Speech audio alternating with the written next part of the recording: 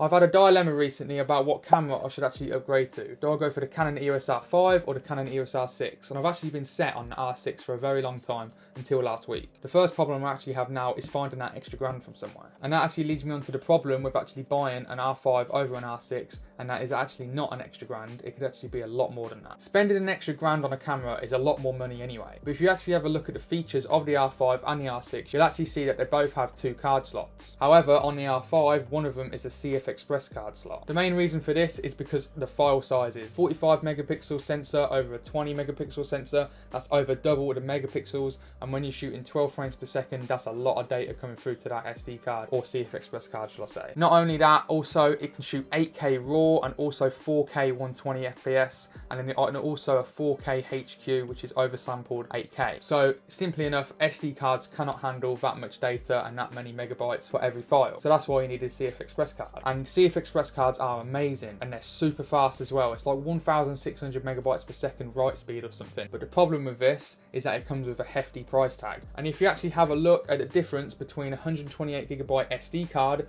versus a 128 gigabyte CF Express card, this SD card costs about £30 on Amazon, but if you actually wanted a CF Express card with the same amount of memory, it's going to cost over £100. So it's going to be like 3 or 4 times more money than an SD card. And like I mentioned earlier, with them huge file sizes, with them 45 megapixel sensor and also the 4K 120, all of that data is going to fill up them cards a lot more than it would if I was shooting on my Canon EOS R at 1080p 60 frames per second or 1080p 24 frames per second. So that all that data is going to fill up that card a lot quicker, especially if it's the same gigabytes of the SD card that I'm using now. So you think about it, if I'm shooting 12 frames per second at 45 megapixels, I literally just done a photo shoot the other day where I actually come up with 1,800 photos. Yes, don't do that, honestly. Don't be as trigger happy as I did. Imagine that on the R5 with a 45 megapixel sensor at 12 frames per second. That's going to fill up them SD cards a lot quicker than it would do a normal SD card, because obviously the big file sizes. So what's that? You're going to have to buy 2 or 3 CF Express cards. And what's that? That's over £200, maybe over £300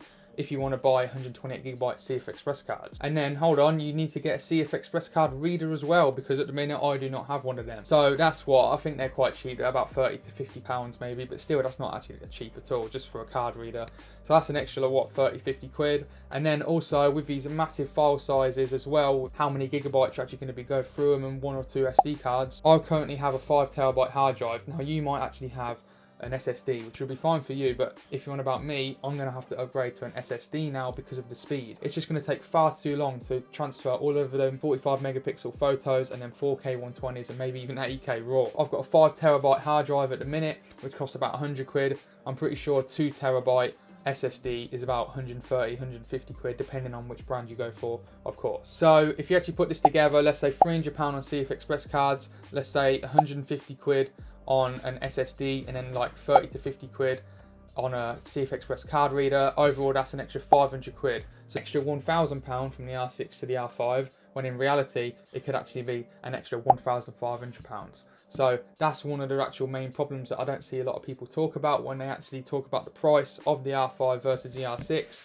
They obviously mention the CF Express cards and stuff like that, but they don't actually go in detail on the actual price of each CF Express card, each SSD that you actually want. For me, I've already made a decision. I want the R5 anyway. Yes, I have to spend a little bit more, well, a lot more money than I thought over that extra grand, but this video is basically trying to help you decide whether you should go for the R5 or the R6 or not. If you're still on the fence, or if you're actually 100% sure because you've got a budget, you've got to remember, I'm trying to tell you that you actually spend extra money on all these other things as well, like CF Express cards. So I'm really hoping this video has actually helped you decide whether to go for the R6 or the R5. If you're not bothered about the extra price, or if you thought, wait a minute, I don't have an extra £500 to spend on top of the extra grand itself, so I might go for the R6. And there you go, look, you've got a £1,500 there to spend on a brilliant lens. So maybe that might be the best choice for you. I mean, I've already decided I actually want the Canon R5 anyway, or do I go for the Canon R5C?